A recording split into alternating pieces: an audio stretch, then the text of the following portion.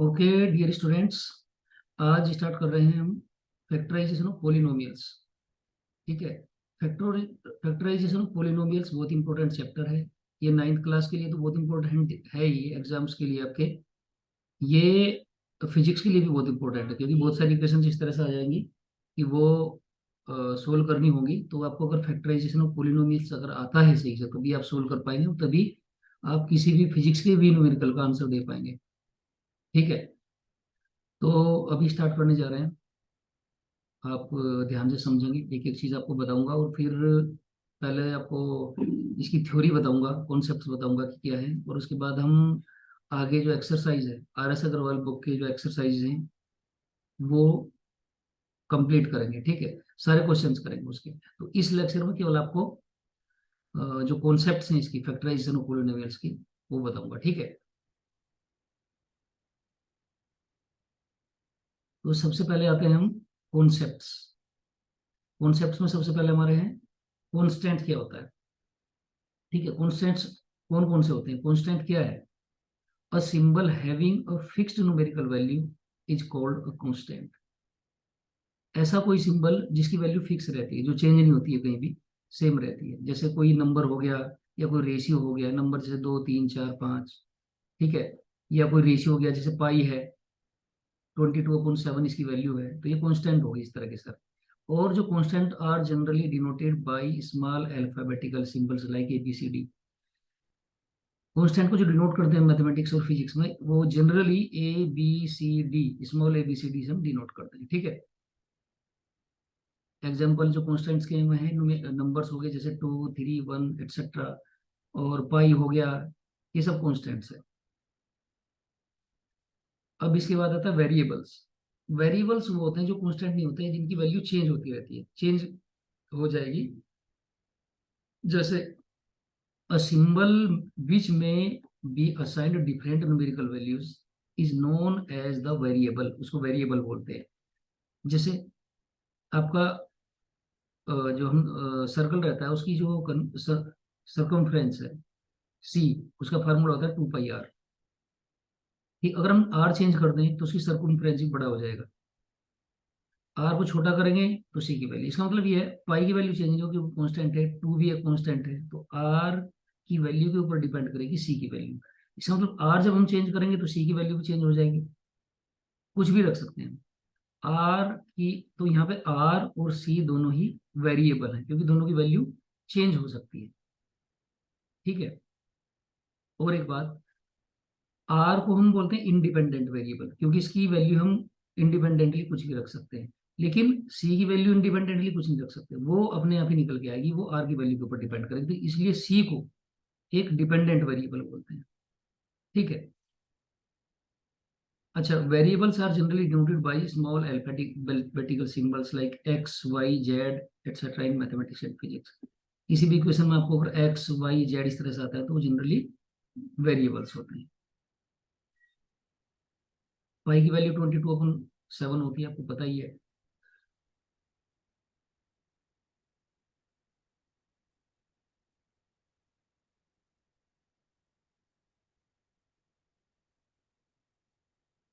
इसके बाद अपने पास है, अब उसी तरह से जैसे एरिया ऑफ रेक्टेंगल ए, हमको पता है कि लेंथ और ब्रेड के ऊपर डिपेंड करता है। एरिया ए लेंथ और ब्रेड के ऊपर डिपेंड करता है किसी भी रेक्टेंगल का। तो ब्रेड अगर बी है, लेंथ एल है, तो एरिया होगा लेंथ मल्टीप्लाई बाय ब्रेड। ठीक है। तो इसका मतलब यह है कि एरिया लेंथ पे भी डिपेंड करता है, ब्रेड पे। अगर हम ब्रेड चेंज कर दें तो भी एरिया चेंज हो जाएगा, लेंथ चेंज कर दें अगर, तो भी एरिया चेंज हो जाएगा, और दोनों को, इनको चेंज कर दें एल और बी को, तो भी एरिया चेंज हो जाएगा। तो यहाँ पे तीनों ही वेरिएबल है, ए बी एल बी और बी भी, तीनों ही वेरिएबल है। ठीक है। अच्छा, ये जो थ्योरी है, जो हम कॉन्सेप्ट्स पढ़ रहे हैं, ये फैक्टराइजेशन के लिए बहुत इंपॉर्टेंट है। अब आता है एल्जेब्रिक एक्सप्रेशंस क्या होती है। A combination of constant and variables connected by some और all of the operation plus minus multiply and divide is known as the algebraic expression. Algebraic expression उसको बोलते हैं जिसमें कांस्टेंट भी हो, कुछ आपके कुछ वेरिएबल्स भी हो, और जो कनेक्ट रहते हैं किससे, या तो प्लस से, या माइनस, उसमें होगा प्लस माइनस, इस तरह का कोई एक्सप्रेशन होगा, मल्टीप्लाई हो या डिवाइड हो, तो उसको एल्जेब्रिक एक्सप्रेशन बोलते हैं। Example, 3x² plus 5x minus 7। यहाँ पे कॉन्स्टेंट है 3, x एक वेरिएबल है, उसका स्क्वायर है, और ये टर्म उसके बाद इस 5x टर्म्स के सेपरेटेड है प्लस से, फिर -7।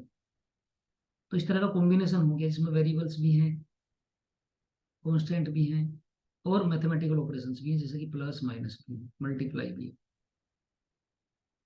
इसके बाद आता है टर्म्स ऑफ एल्जेब्रिक एक्सप्रेशन। अगर कोई एल्जेब्रिक एक्सप्रेशन, तो उसके टर्म्स क्या होते हैं? The several parts of algebraic expression which are separated by plus or minus operation are known as or called terms of the expression। जैसे यही एक एक्सप्रेशन है, 3x² प्लस 5x माइनस 7, तो इसकी जो टर्म्स हैं, प्लस से पहले क्या है, ये एक नंबर है 3x², तो ये इसका एक टर्म हो गया।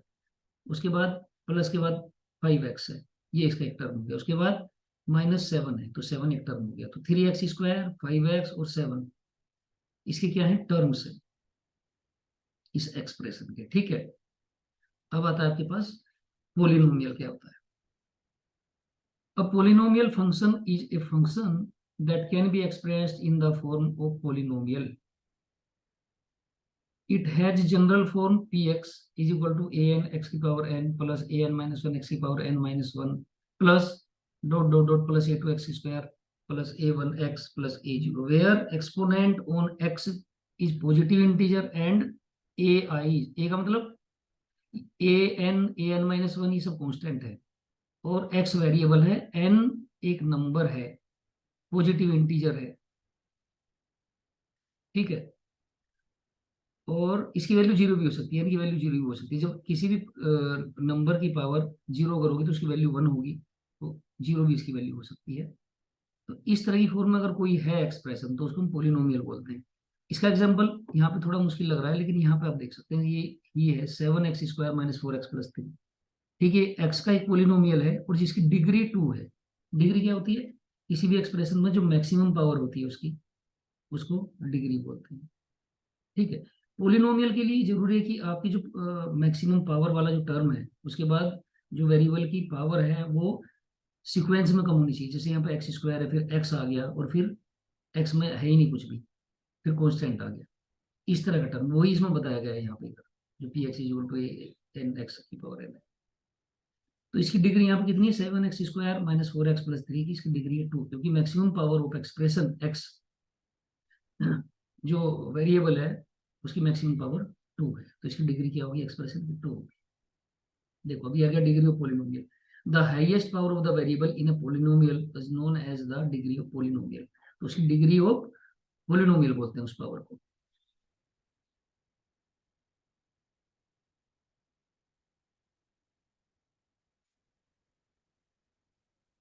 इसके बाद आता है आपका, अच्छा ये जो पोलिनोमियल है इसमें क्या कोफिशिएंट क्या होते हैं, पावर क्या होती है, एन क्या है, कांस्टेंट क्या होते हैं, डिग्री क्या होती है, भी आपको इससे इक्वेशन से पता चल जाएगा।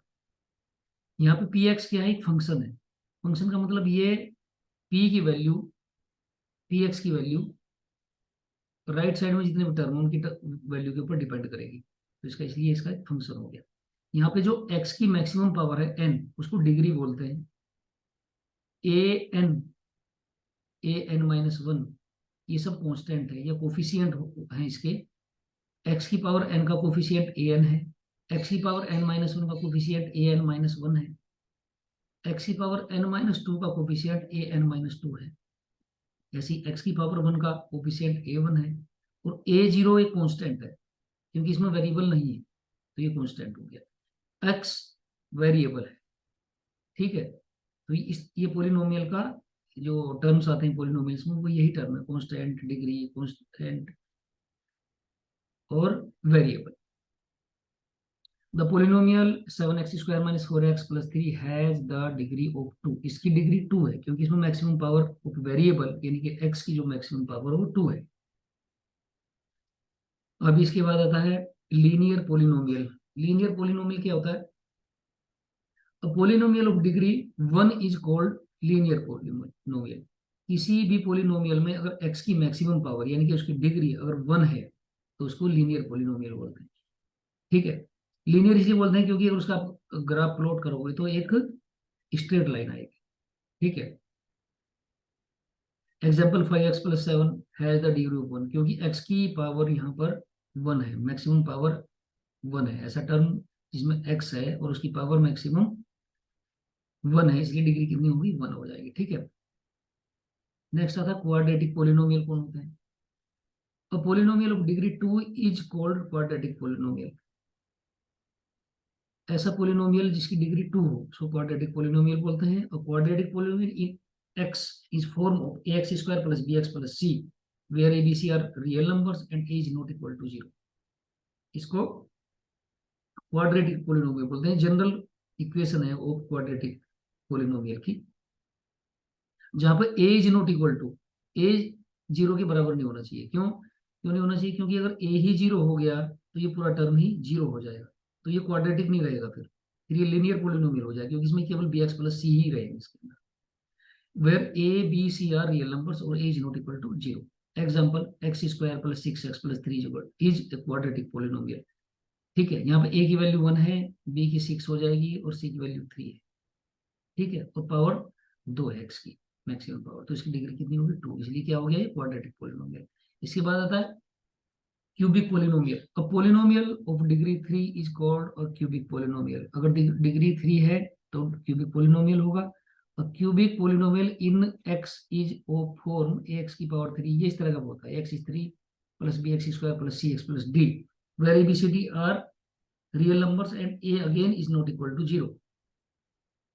a 0 के बराबर नहीं होगा। अगर a 0 हो जाएगा तो फिर ये वाला टर्म जो 4x की पावर 3 है ये पूरा ही 0 हो जाएगा, तो फिर इसमें 3 की x की पावर 3 टर्म ही खत्म हो जाएगा, तो क्वाड्रेटिक पोलिनोमियल फिर बन जाएगा। फिर ये क्यूबिक पोलिनोमियल नहीं रहेगा, इसलिए a is not equal to 0 उसने लिखा है। इसके बाद आता है number of terms in polynomial. कोई पोलिनोमियल है तो उसमें नंबर ऑफ टर्म्स कौन कौन से हो सकते हैं, तो उसको क्या बोलते हैं। सबसे पहले आता है मोनोमियल। मोनोमियल क्या होता है, देखो मोनोमियल है a polynomial containing one term only is called a monomial. ऐसा पोलिनोमियल जिसमें केवल एक ही टर्म हो, यानी कि प्लस माइनस से और कोई सेपरेशन किसी दूसरे टर्म से ना हो, केवल एक ही टर्म है बस, उसको बोलते हैं मोनोमियल। जैसे 9 है, ये एक मोनोमियल हो गया। -14 है, मोनोमियल हो गया। 6x केवल एक ही टर्म है, मोनोमियल हो गया। 5x की पावर 3 एक ही टर्म है पूरा, मोनोमियल हो गया। ठीक है। Binomial a polynomial containing two non zero terms. ऐसे अगर किसी पोलिनोमियल के अंदर दो टर्म है केवल तो उसको बोलते हैं बाइनोमियल। बाई का मतलब होता है 2। ठीक है। Trinomial a polynomial containing 3 non zero terms is called trinomial. For example x square plus 2x - 3 ये ट्राइनोमियल। क्यों है ट्राइनोमियल, क्योंकि एक टर्म इसका ये वाला हो गया है, फिर ये दूसरा हो गया 2x और 3 तीसरा हो गया, और प्लस और माइनस से जो कि सेपरेटेड होते हैं। कांस्टेंट पोलिनोमियल कौन सा होता है, कांस्टेंट पोलिनोमियल का मतलब है जो कि कांस्टेंट हो value. Polynomial containing one term, एक टर्म रहेगा consisting of a non zero constant, non zero constant केवल उसमें रहेगा, तो is called a constant polynomial उसको बोलते हैं। यहाँ पे एक टिप्स है, every non zero real number is constant polynomial. कोई भी नॉन जीरो अगर नंबर है तो वो कांस्टेंट पोलिनोमियल होगा। जैसे 3 है, वो नॉन जीरो एक रियल नंबर है, तो ये भी एक कांस्टेंट पोलिनोमियल, क्योंकि इसकी वैल्यू कभी चेंज नहीं होगी। 5 है, नॉन जीरो पोलिनोमियल है, कांस्टेंट पोलिनोमियल है। ठीक है। ऐसे ही आता है zero polynomial. A polynomial consisting of one term, केवल एक टर्म रहेगा पहली बात, दूसरा हैविंग वैल्यू जीरो, उसकी वैल्यू जीरो होगी, इज कॉल्ड जीरो पोलिनोमियल। ठीक है। The degree of zero polynomial, ये इंपॉर्टेंट टिप्स है, ये है कि डिग्री ऑफ जो जीरो पोलिनोमियल होगा इज नॉट डिफाइंड, उसकी डिग्री डिफाइंड नहीं है। क्योंकि अगर आप उसकी डिग्री जीरो रखोगे, यानी कि पावर अगर जीरो भी रख दोगे तो भी वैल्यू 1 आ जाएगी, तो भी वो जीरो नहीं होगा टर्म, तो इसलिए उसकी डिग्री डिफाइंड नहीं है। जीरो पोलिनोमियल की डिग्री डिफाइंड नहीं कर सकते आप, अनडिफाइंड होती है। अच्छा, अब फैक्टराइजेशन के मेथड कौन कौन से हैं, आपको फैक्टराइजेशन के क्वेश्चंस करने हैं तो उसके बहुत सारे मेथड्स हैं। ठीक है। किसी भी तरीके से आप कर सकते हैं, जैसा भी एप्लीकेबल होगा उस जगह पर, आपको ये खुद ही देखना होगा प्रैक्टिस से समझ में आएगा, जब हम एक्सरसाइज करेंगे आपको बताएंगे कैसा हो सकता है। Factorization by taking out the common factor, पहला मेथड है factorization by taking out the common factor. ये डिटेल में आपको बाद में बताऊंगा जब इसके क्वेश्चन हम करेंगे, एक्सरसाइज करेंगे हम आर एस अग्रवाल की। Factorization by taking out the common factor अगर बाहर निकाल दें तो फैक्टराइजेशन हो सकता है टर्म्स का। फैक्टराइजेशन बाय ग्रुपिंग, ग्रुपिंग से भी हम टर्म्स को अगर ग्रुप बना ले टर्म्स के, तो ग्रुपिंग से भी फैक्टराइजेशन पॉसिबल है। एक मेथड ये भी हो गया। नेक्स्ट है factorization by difference of two squares, दो नंबर हैं उनके स्क्वायर्स हैं, उनका डिफरेंस है, उसका फैक्टराइजेशन कैसे करेंगे इसमें बताया जाएगा। फैक्टराइजेशन ऑफ क्वाड्रेटिक ट्राइनोमियल्स, ऐसे एक्सप्रेशंस जो ट्राइनोमियल्स इसमें तीन टर्म है और क्वाड्रेटिक है, यानी कि मैक्सिमम पावर 2 है, उसका फैक्टराइजेशन कैसे करेंगे।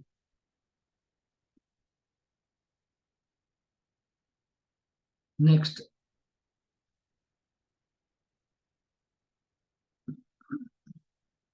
अब आते हैं इंपॉर्टेंट, सबसे इंपॉर्टेंट चीज है इंपॉर्टेंट फार्मूलाज।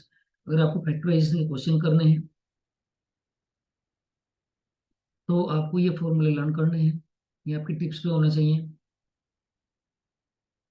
जैसे ए प्लस बी का whole square is equal to A square plus B square plus 2ab, A minus B का whole square is equal to A square plus B square minus 2ab, A square minus B square is equal to A plus B multiply by A minus B, A plus B plus C का whole square is equal to A square plus B square plus C square is equal to 2 bracket start A B plus B C plus C A bracket close. Next A plus B की power 3, A plus B का whole cube is equal to A की power 3 plus B की power 3 plus 3ab A plus B, A minus B की power 3, इसमें क्या होगा ए की 3 होगा माइनस बी की 3 होगा माइनस 3ab हो जाएगा multiply by A minus b, इसमें सब माइनस माइनस है, केवल ए 3 प्लस रहेगा। नेक्स्ट ए की 3 प्लस बी की 3 is equal to A plus B a square plus B square minus a b, पहले ब्रैकेट में जो ये साइन है ए की 3 और बी की 3 के बीच में पहले ब्रैकेट में ए वो आ जाएगा, और इसके ऑपोजिट रहेगा ए बी वाला जो टर्म रहेगा, ये ध्यान रखना है, ये याद करने का सबसे बढ़िया तरीका है। ऐसे ही ए की पावर 3 माइनस बी की power 3 is equal to a minus b, जो माइनस अगर यहाँ है ए की 3 और बी की 3 के बीच में है वो यहाँ रहेगा, ए और बी के बीच में रहेगा, और इसके ऑपोजिट ए बी का रहेगा यानी कि प्लस रहेगा, और बाकी ए स्क्वायर और बी स्क्वायर दोनों के लिए ही प्लस रहेंगे। ये फार्मूला हो गया बेटा। अब नेक्स्ट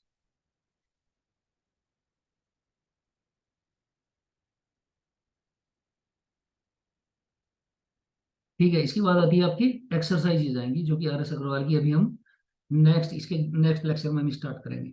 ठीक है, आप बहुत ध्यान से करना, कोई भी अगर आपको क्वेश्चन लगे कि नहीं हो रहा है तो आप मुझे कमेंट में लिख सकते हैं, मैं आपको ऑनलाइन भी समझा दूंगा उसको। ठीक है, हमको एक भी क्वेश्चन नहीं छोड़ना है आर एस अग्रवाल का, कंप्लीट आपके आर एस अग्रवाल कराएंगे। ठीक है, ठीक है बेटा, थैंक यू वेरी मच।